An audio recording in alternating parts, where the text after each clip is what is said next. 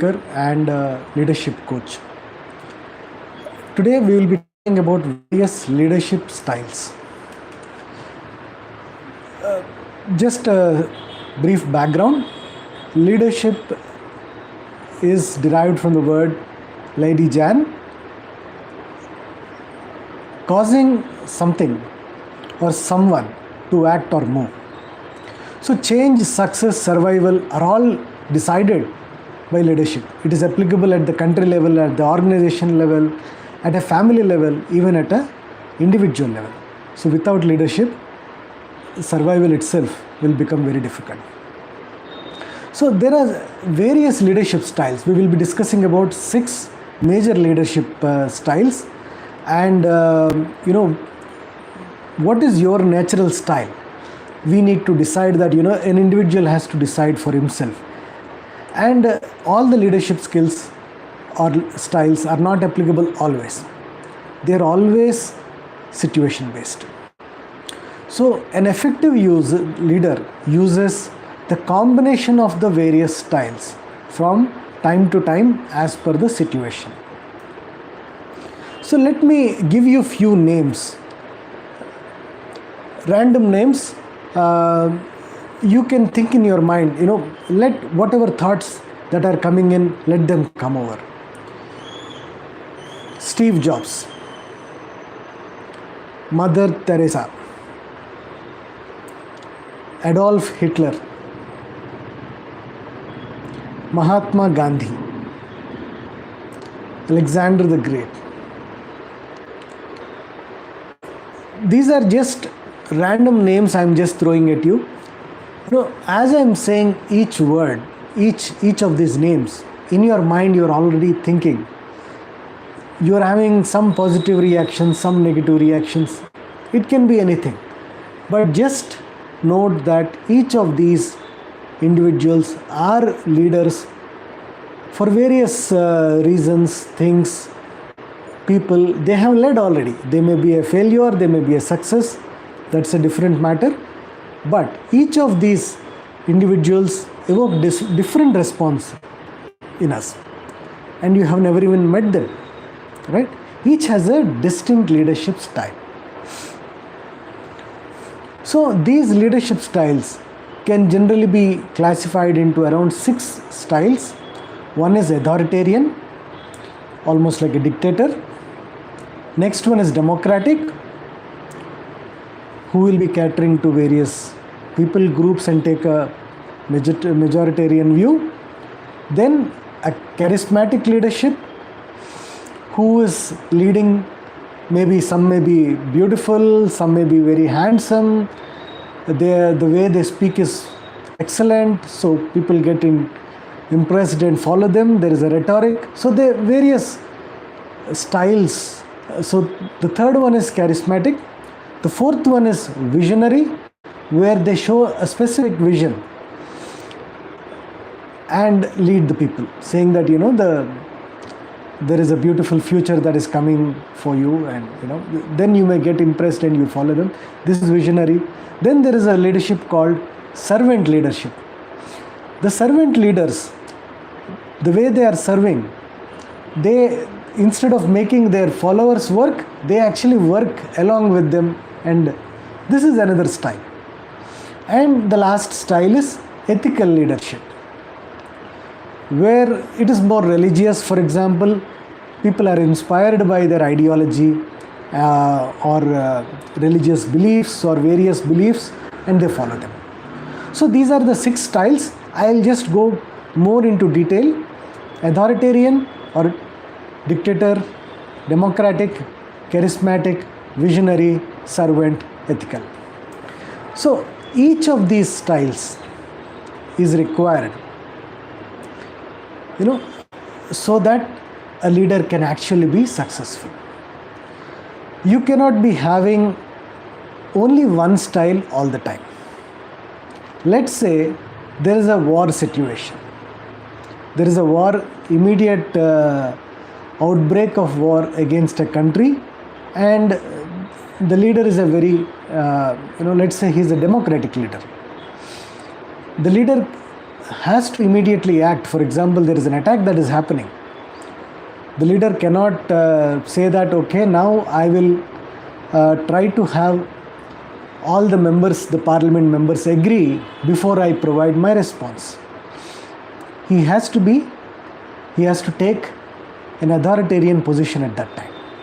Or let's say there is a authoritarian or a leader who is completely, you can say that, a dictator, and he decides to use force. And let's say there are 10 people protesting. All they are asking is for some water. If that is provided, people will disperse. You don't need to actually. So let's say that the leader decides that, just shoot up everybody. That will cause, the problem may be solved at that time, but that will cause a bigger problem for the dictator at a later stage. Or let's say you are a servant leader and you lead people by example. And once you do that, the challenge is, let's say there is lot more work and you are supposed to lead like 100 more people, 200 more people. You cannot always do it by example. At that time you need to delegate your tasks and you need to take a step back. You have to at least make some other leaders, you need to create them, and you need to change your style. So there are various styles. Depending on the situation, the leadership style has to be changed. So let's go through each of the styles. So the authoritarian leadership, this is the oldest style of leadership known to mankind for a long time. So this is mostly through fear. So somebody is going against you, you get that person injured, harmed in some way, so that everybody else stays in line. So this is the oldest known leadership style. The kings followed it. Even today as well, there are various leaders who are in this kind of model. So the way we are talking practical matters here. I am not trying somebody to become a king or a servant, no. So what we are trying to see here is, how is it that you can use this kind of leadership style either in your personal life, in a professional life, or let's say you are leading a larger organization, or even in a political scenario. How do you do that? So these styles are applicable at various scenarios. The best scenario for authoritarian leadership is any kind of wars kind of thing for politicians, or any kind of emergencies or firefighting scenarios for a corporate leader. So let's say there is an immediate threat of losing a specific project. So at that time, the leader has to take an authoritarian mode so that he can somehow save that particular project. Because if he is not able to save that, let's say there are 100 people employed on a particular project, all 100 team members will lose their jobs. So at that time, the authoritarianism is required. So the main important aspect of this leadership style is the quick decision making style. Only one person is actually deciding it. The cons of this style are definitely there will be resentment, there may be low morale, but based on the scenario, this style is required for any leader, even a democratic leader, a charismatic leader, or an ethical leader. It is required. Even Gandhi ji, he was considered more of a servant or an ethical leader. He has employed this one, authoritarianism, in his own life as well. Okay. Next one is the democratic leadership. So the best scenario to apply this one is when there is peace, when there is stability. So when either in a country or at a level of a specific project or a corporate world, when the project is running smoothly, when your household is running smoothly, at this time the democratic leadership is the best style. Let's say you have a family of 4 members. So you can always ask them, okay, we are going for a hotel, what is the best, you can throw it up saying that, let me know which one you prefer, the maximum, whoever prefers, I'll go there. So democratic leadership generally works in most of the scenarios when there is peace and stability and the things are, there is status quo.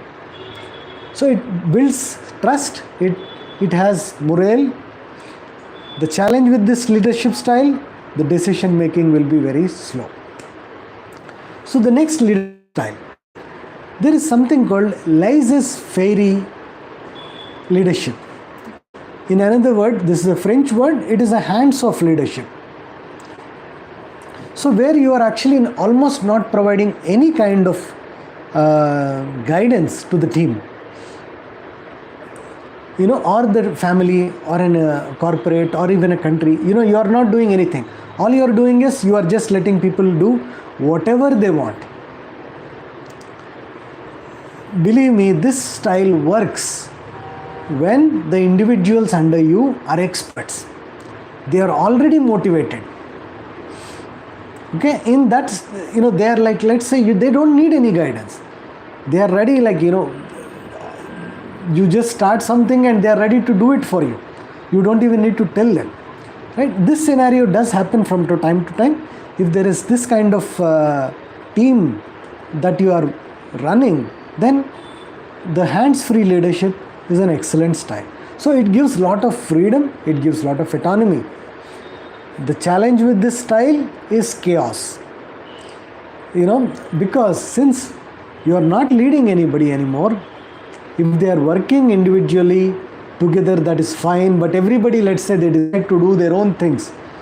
The left hand doesn't know what the right hand is doing. All the hell will break loose. Right? So this works to some extent. And again, this style, all of these styles I'm discussing, you need to be taking each of these styles based on the scenarios. A leader cannot confine himself to a single style. Every style is required. The next style is charismatic leadership.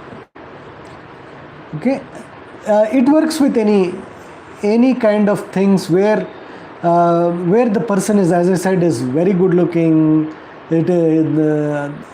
handsome, beautiful, excellent talking skills, speaking kind of skills, emotional, inspirational skills. It works. The challenge with these skills, it cannot be transferred. There are many charismatic leaders in the world, and after they passed away, the empires have just collapsed, just like anything. Even in an organization, a charismatic leader, once he leaves or he has to step aside, the next member will not be able to step into that scenario. So finally, this leads to disaster. Greatest example, for example, Aurangzeb is considered a great charismatic leader during his own lifestyle, and many may not agree to me, but he has ruled. He is one of the longest Mughal emperors, and he has the largest empire in almost the world itself at that time.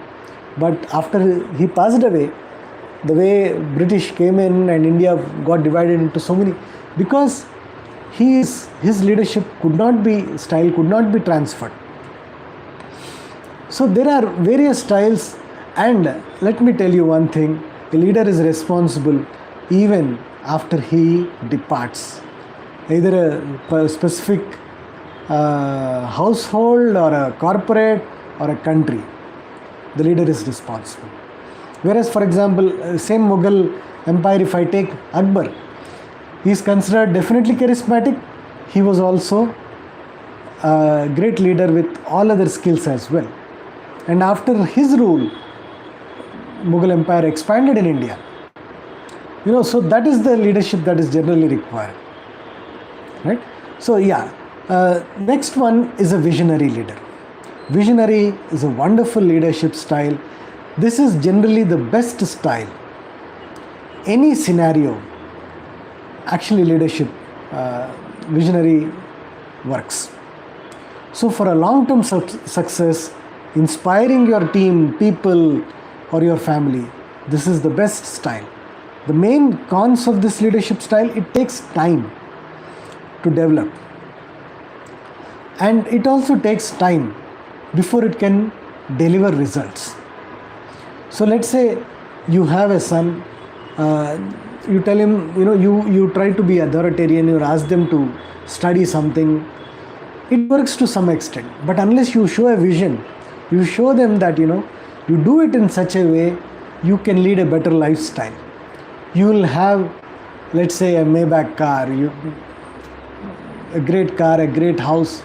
You should be able to show that, or a great life, or somebody showing a purpose of life, saying that you acquire this particular leadership skill, or you do this kind of work, your life will be useful for thousands of people.